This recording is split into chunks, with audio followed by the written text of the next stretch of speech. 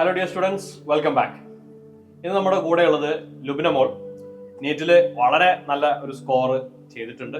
നമുക്ക് ലുബിനയുടെ പ്രിപ്പറേഷൻ, അതുപോലെ തന്നെ ഒരു എക്സ്പെക്റ്റഡ് സ്കോർ, നീറ്റ് എക്സാമിന്റെ എക്സ്പീരിയൻസ്, യൂണിവേഴ്സൽ എക്സ്പീരിയൻസ്, ഇങ്ങനത്തെ കാര്യങ്ങളൊക്കെ ലുബിനയോട് ചോദിച്ച് ഡിസ്കസ് ചെയ്യാം. Okay, welcome back. Okay, Lubina യൂണിവേഴ്സലിൽ ഏത് കോഴ്സിലാണ് ഉണ്ടായിരുന്നത്, ഏത് ബാച്ചിലാണ് ഉണ്ടായിരുന്നത്? ഞാനിവിടെ റിപ്പീറ്റിനാണ് വരുന്നത്. ഓക്കെ, ഇപ്പോ റിപ്പീറ്റ് ആയിരുന്നു. M3 ബാച്ചിലാണ് ഉണ്ടായിരുന്നത്. ഓക്കെ, അപ്പോ ഇത് ലുബിനയുടെ +2 അടക്കമുള്ള എത്രാമത്തെ അറ്റംപ്റ്റ് ആണ്? തേർഡ് അറ്റംപ്റ്റ് ആണ്. സോ ഫസ്റ്റ് അറ്റംപ്റ്റ് +2ന്റെ കൂടെ ചെയ്തിരുന്നു. ഓക്കെ, അന്ന് ക്ലാസ്സസിനോ കോച്ചിങ്ങിനോ ഒന്നും പോയിട്ടില്ല. ഓക്കെ, അന്ന് എത്ര മാർക്ക് വന്നു? അന്ന് 118. ഓക്കെ, പിന്നെ എന്ത് അടിസ്ഥാനത്തിലാണ് നീറ്റ് റിപ്പീറ്റ് ചെയ്യാനൊക്കെ തോന്നിയത്? ആ എക്സാം എഴുതിയപ്പോൾ എന്തെങ്കിലും ഫീൽ ചെയ്തോ?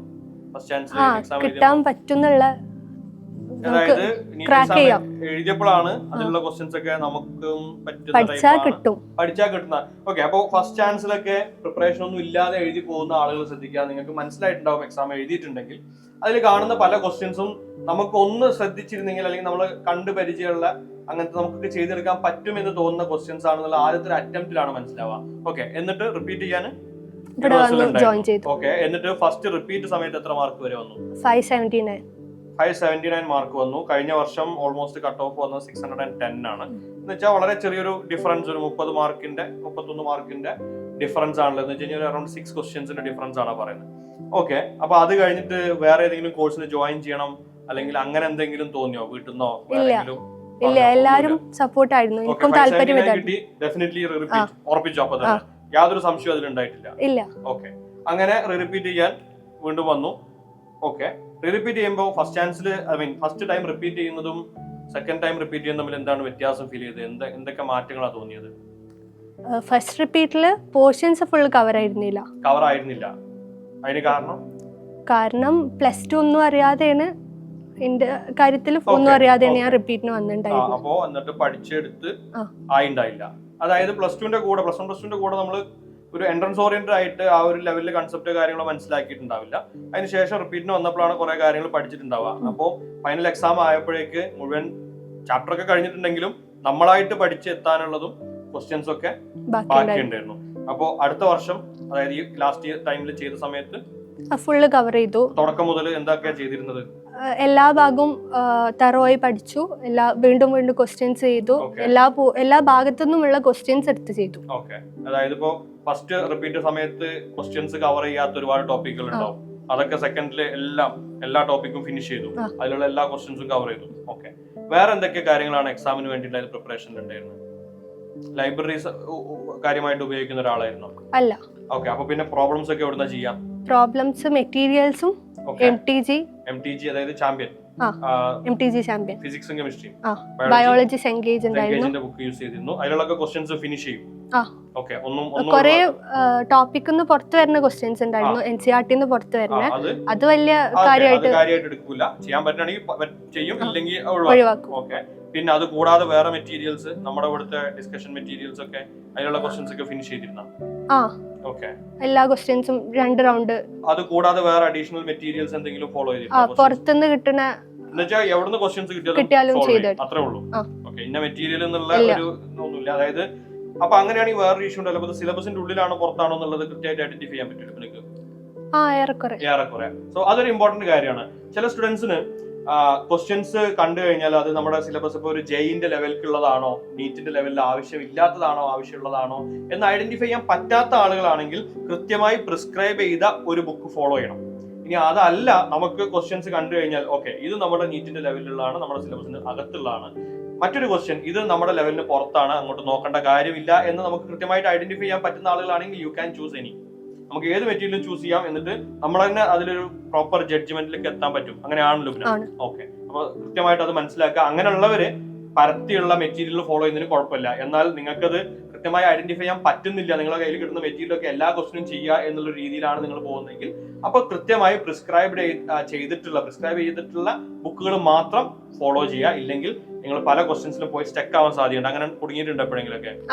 അങ്ങനെയാണ്. MTGയിൽ തന്നെ ചില ക്വസ്റ്റ്യൻസ് നല്ല ലെവലുള്ളത് ഇവിടെ ടീച്ചേഴ്സിന്റെ അടുത്ത് വന്ന് പറയും ഇതാണ് ലെവലുള്ളത്, ഇത് വല്ലാണ്ട് കോൺസെൻട്രേറ്റ് ചെയ്യണ്ടെന്ന് പറയും. അപ്പൊ അങ്ങനെ വന്നപ്പോ പിന്നെ പതുക്കെ അങ്ങനത്തെ സാധനങ്ങൾ ഐഡന്റിഫൈ ചെയ്യാൻ തുടങ്ങി. എന്നിട്ട് അത് ഒഴിവാക്കും. കഴിയാണെങ്കിൽ ചെയ്യും, 2-3 പ്രാവശ്യം ചെയ്തിട്ടും കിട്ടിയില്ലെങ്കിൽ ഒഴിവാക്കും. അതിനെപ്പറ്റി ബോധർ ചെയ്യില്ല. ഫൈൻ. അത് കഴിഞ്ഞ ശേഷം അപ്പോ സബ്ജക്ട് ടോപ്പിക് ഒക്കെ നല്ല തുറവായിട്ട് പഠിച്ചു, കുറെ ക്വസ്റ്റ്യൻ ചെയ്തു. പിന്നെ മോക്ക് ടെസ്റ്റുകൾ എഴുതിയിരുന്ന? എല്ലാ മോക്ക് ടെസ്റ്റ് എഴുതിയിട്ടുണ്ട്. എല്ലാ എക്സാമുകളും എഴുതിയിട്ടുണ്ട്. അതിനൊക്കെ സ്കോർ എവിടെ വരെ വരാറുണ്ടായിരുന്നു? സ്കോർ ഏറ്റവും ഹയസ്റ്റ് സ്കോർ വന്നത് 659 ആണ്. 659 വന്നു. ഇപ്പോ എക്സ്പെക്ടഡ് സ്കോർ എത്രയാണ്? 690 പ്ലസ് ഉണ്ടാവും തന്നെയാണ് പ്രതീക്ഷിക്കുന്നത്. ഓക്കെ. അപ്പോ മോക്ക് ടെസ്റ്റുകൾ എങ്ങനെയൊക്കെയാണ് യൂട്ടിലൈസ് ചെയ്തത്? എല്ലാ എക്സാമും എഴുതും? പഠിച്ചാലും പഠിച്ചില്ലെങ്കിലും എക്സാം എഴുതും, അങ്ങനെയാണ്? അതായത് എക്സാം ഉണ്ട്, പഠിച്ചോ പഠിച്ചില്ല, ടോപ്പിക് അറിയോ ഇല്ല എന്നുള്ള ആ ഒരു പ്രശ്നങ്ങളൊന്നും. ഓക്കെ. പിന്നെ മോക്ക് ടെസ്റ്റുകളിൽ നമ്മള് വാച്ചിന്റെ ഉപയോഗമൊക്കെ റെസ്ട്രിക്ട് ചെയ്തിട്ടുണ്ടായിരുന്നു അവസാനത്തേക്ക്. അതേപോലെ തന്നെ റഫ് വർക്ക് ചെയ്യാനുള്ള ഷീറ്റുകൾ, അതൊക്കെ എക്സാം ഹാളിൽ എങ്ങനെ ഫീൽ ചെയ്തത്? എക്സാം ഹാളിൽ ഹെൽപ്ഫുൾ ആയി. വാച്ച് അവിടെ ക്ലോക്ക് ഉണ്ടായിരുന്നു, ഹാളിൽ ക്ലോക്ക് ഉണ്ടായിരുന്നു. ഓക്കെ. പക്ഷേ റഫ് ഷീറ്റ് എല്ലാ സ്ഥലത്തും ക്ലോക്ക് ഉണ്ടാവണം എന്നുള്ള ഒരു പ്രൊവിഷൻ ഉണ്ടായിരുന്നു. ഇല്ലെങ്കിൽ ഇൻവിജിലേറ്റേഴ്സ് അവരുടെ വാച്ച് നോക്കി ടൈം പറഞ്ഞു കൊടുക്കണം എന്ന് പറഞ്ഞിട്ടുണ്ടായിരുന്നു. ഓക്കെ. റഫ് ഷീറ്റ് നല്ലോണം ഹെൽപ്പ് ചെയ്തിട്ടുണ്ട്. ഞാൻ കുറെ സ്പേസ് വെച്ച് ചെയ്യുന്ന ആളായിരുന്നു. ഓക്കെ. അപ്പൊ ആദ്യമൊക്കെ ഇവിടത്തെ എക്സാമിന് തുടക്കത്തിലൊക്കെ റഫ് ഷീറ്റ് ഉപയോഗിച്ചിട്ടുണ്ടാവുമല്ലോ? ഉണ്ടായിരുന്നു. ഓക്കെ. പിന്നെ ഇവിടുന്ന് റെസ്ട്രിക്ട് ചെയ്തപ്പോഴാണ് നിർത്തിയത്. അതായത് ആദ്യം നമ്മൾ കംപ്ലീറ്റ് റെസ്ട്രിക്ട് ചെയ്യാണ് ചെയ്ത് ഇവിടുന്ന്? അല്ല, നമുക്ക് ഓൾറെഡി ക്വസ്റ്റ്യൻ പേപ്പറിൽ ചെറിയ സ്പേസ് ഉണ്ട്, അഡീഷണൽ എടുക്കരുതെന്നേ പറഞ്ഞിട്ടുണ്ടായിരുന്നുള്ളൂ. പക്ഷെ ഒരു പേജ് ഒക്കെ വന്നിരുന്നുള്ളൂ. അതേപോലെ തന്നെയാണ് നീറ്റിനും വന്നത്, ആകെ ഒരു പേജ് ഉണ്ടായുള്ളൂ. എസ്പെഷ്യലി ഇപ്പൊ ഞാൻ ചെയ്യുന്ന സമയത്തൊക്കെ ഫിസിക്സിലൊക്കെ പ്രോബ്ലം ബയോളജിന്റെ ഒക്കെ സൈഡിൽ പോയിട്ട് എഴുതും. കാരണം അവിടെ പിന്നെ വല്ലാണ്ട് ചെയ്യാനൊന്നും ഇല്ലാത്തതുകൊണ്ട് അവിടെ കുറച്ച് സ്പേസ് ബാക്കി ഉണ്ടാവും, അതൊക്കെ ചെയ്യാറുണ്ടായിരുന്നു. അപ്പൊ ആ പ്രോപ്പർ മോഡ് തന്നെയാണ് മോക്ക് ടെസ്റ്റ് എഴുതിയിട്ടുണ്ടായിരുന്നത്. ഓക്കെ. അപ്പൊ അത് സ്വാഭാവികമായിട്ടും അതേപോലെ തന്നെ എക്സാമുകളിലും ഉപയോഗിക്കാൻ പറ്റും. ഉച്ചയ്ക്ക് ശേഷം എക്സാം ആയതുകൊണ്ട് ഉറക്കം വന്നിരുന്ന? ഇല്ല, അങ്ങനത്തെ പ്രശ്നങ്ങളൊന്നും ഉണ്ടായില്ല. ഓക്കെ. എക്സാമിൽ ഒരു 3 hour 20 minutes എന്നുള്ള പ്രോപ്പർ ആയിട്ട് സമയമൊക്കെ കിട്ടിയിരുന്നു എക്സാം എഴുതാൻ? അതായത് കറക്റ്റ് സമയത്ത് ക്വസ്റ്റ്യൻ പേപ്പർ തന്ന്, അതുപോലെ തന്നെ അതിന്റെ ഇടയിൽ എന്തൊക്കെയാ പ്രോസസ്സുകൾ ഉണ്ടായിരുന്നത്? പ്രോസസ്സ് തമ്പ് ഇംപ്രഷൻ വെക്കാനുണ്ടായിരുന്നു, സൈൻ ചെയ്യാന്, ഫോട്ടോ ഒട്ടിക്കാന്. ഇതൊക്കെ എക്സാം തുടങ്ങുന്നതിന്റെ മുന്നേ ഈ പ്രോസസ് ഒക്കെ കഴിഞ്ഞിട്ടുണ്ടായിരുന്നു? എല്ലതുമില്ല. തമ്പും ഫോട്ടോയും സൈനൊക്കെ ഫസ്റ്റ് തുടക്കത്തിലുള്ള സൈനൊക്കെ ആദ്യം ചെയ്തു. പിന്നെ ക്വസ്റ്റ്യൻ പേപ്പർ തന്ന് കുറച്ച് കഴിഞ്ഞിട്ടാണ് നമ്മൾ ക്വസ്റ്റ്യൻ പേപ്പറിന്റെ ബുക്ക്ലെറ്റ് നമ്പർ ഒക്കെ മാർക്ക് ചെയ്യുന്നത്. അങ്ങനത്തെ കാര്യങ്ങളൊക്കെ ചെയ്യാണ്ട്. ഓക്കെ. സോ അതൊന്നും ആക്ച്വലി എക്സാമിനെ നമ്മളെ പാനിക് ആക്കിയൊന്നും ചെയ്തിട്ടില്ല? ടൈം ഉണ്ടായിരുന്നു. ആവശ്യത്തിലധികം ടൈം ഉണ്ടായിരുന്നു. ഞാന് ഒരു 2 റൗണ്ട് നോക്കി കഴിഞ്ഞിട്ട് പിന്നെ ഒരു 1 hour ടൈം എക്സ്ട്രാ ഉണ്ടായിരുന്നു. അപ്പൊ പിന്നെ ആ 1 hour സമയം എന്താ ചെയ്തത്? പിന്നെയും കുറച്ച് 2-3 ക്വസ്റ്റ്യൻസ് ഉണ്ടായിരുന്നു. ഓക്കെ. അപ്പൊ ഒരുപാട് സമയം വെറുതെ ഇരുന്നിട്ടുണ്ട്. അപ്പൊ മോക്ക് ടെസ്റ്റിനൊക്കെ ഇവിടെ സമയം ഉണ്ടാവാറുണ്ടായിരുന്നോ? അത് ക്വസ്റ്റ്യൻ പേപ്പറിന്റെ ലെവൽ അനുസരിച്ച് സമയം കിട്ടാത്ത ക്വസ്റ്റ്യൻ പേപ്പർ ഉണ്ടായിട്ടുണ്ട്, സമയം ഇഷ്ടംപോലെ ബാക്കിയുള്ള ക്വസ്റ്റ്യൻ പേപ്പർ ഉണ്ടായിരുന്നു. ഓക്കെ. എന്ന് വെച്ച് കഴിഞ്ഞാൽ ആക്ച്വലി ലുബിന നല്ല ഫാസ്റ്റ് ആയിട്ട് പ്രോബ്ലം ചെയ്തിട്ടുണ്ട്. എന്നാലേ ഒരു 1 hour ഏതാണ്ട് ബാക്കി വരിക എന്ന് പറഞ്ഞു കഴിഞ്ഞാൽ അത്യാവശ്യം ഫാസ്റ്റ് ആയിട്ട്. കാരണം 200 questions 200 minutes ആണല്ലോ. ഒരു ക്വസ്റ്റ്യൻ ഒരു മിനിറ്റ് ഇല്ല എന്ന് പറയുമ്പോൾ നമ്മൾ നല്ല ഫാസ്റ്റ് ആയിട്ട് ചെയ്യുന്ന ഒരാളാണെങ്കിൽ മാത്രമേ അത്ര സമയം ബാക്കി ഉണ്ടാവുള്ളൂ എന്ന് എനിക്ക് തോന്നുന്നു. അല്ല, ഈ എക്സാമില് ഇതിന്റെ ഒരു പ്രത്യേകത എല്ലാതും ഫസ്റ്റ് റൗണ്ടിൽ തന്നെ നമുക്ക് ചെയ്യാൻ പറ്റുന്ന. സെക്കൻഡ് റൗണ്ടിൽ മാറ്റി വെക്കാൻ വളരെ കുറച്ചേ ഉണ്ടായിട്ടുള്ളൂ. ഓക്കെ. സെക്ഷൻ ബിയിലുള്ള ക്വസ്റ്റ്യൻസ് എങ്ങനെ ഉണ്ടായിരുന്നു? സെക്ഷൻ ബിയും സെക്ഷൻ എയും തമ്മിൽ വലിയ വ്യത്യാസം ഫീൽ ചെയ്തിരുന്ന? വലിയ പ്രശ്നം തോന്നിയിട്ടില്ല. ബയോളജിയില് കുറച്ച് വളരെ ഈസി ആയിട്ടാണ് അത് കൈകാര്യം ചെയ്തത്. എന്ന് വെച്ചാൽ സെക്ഷൻ ബി ആണ്, അതുകൊണ്ട് കുറച്ച് ബുദ്ധിമുട്ടാണ് എന്നുള്ളൊരു ഫീലിംഗ് ഒന്നും തോന്നിയിട്ടില്ല? ഞാൻ അങ്ങനെ ആലോചിക്കലില്ല. അപ്പൊ എന്നാലും സെക്ഷൻ ബി 15-ൽ 10 ക്വസ്റ്റ്യൻ ചൂസ് ചെയ്യണം എന്ന് പറയുമ്പോൾ സ്വാഭാവികമായിട്ടും അറിയുന്ന ക്വസ്റ്റ്യൻസ് അല്ലേ ചൂസ് ചെയ്യുള്ളൂ. അപ്പൊ ആദ്യത്തെ 10, 15-ൽ ആദ്യത്തെ 10 അങ്ങനെയാണോ പോവാ? അതോ അല്ല, കൺഫ്യൂഷൻ ഉള്ളത് ഒഴിവാക്കി വെക്കും? പക്ഷെ അതൊരു പ്രയാസമായിരുന്നു. 15-ൽ 10 വളരെ ഈസി ആയിട്ട് തന്നെ കംഫർട്ടബിൾ ആയിട്ട് തന്നെ ചൂസ് ചെയ്യാൻ പറ്റി. എന്ന് വെച്ചാൽ നമുക്ക് പ്രശ്നം ഉണ്ടാക്കുന്ന കാര്യങ്ങളൊന്നും ഉണ്ടായില്ല. ഇവിടുത്തെ എക്സാമിൽ എപ്പോഴും അതൊരു പ്രശ്നമായിരുന്നു. അപ്പൊ അത് പ്രാക്ടീസ്ഡ് ആയി വളരെ ഈസി ആയിട്ട് തന്നെ 15-ൽ 10 ക്വസ്റ്റ്യൻ ചെയ്യാൻ പറ്റിയിരുന്നു. ഓക്കെ.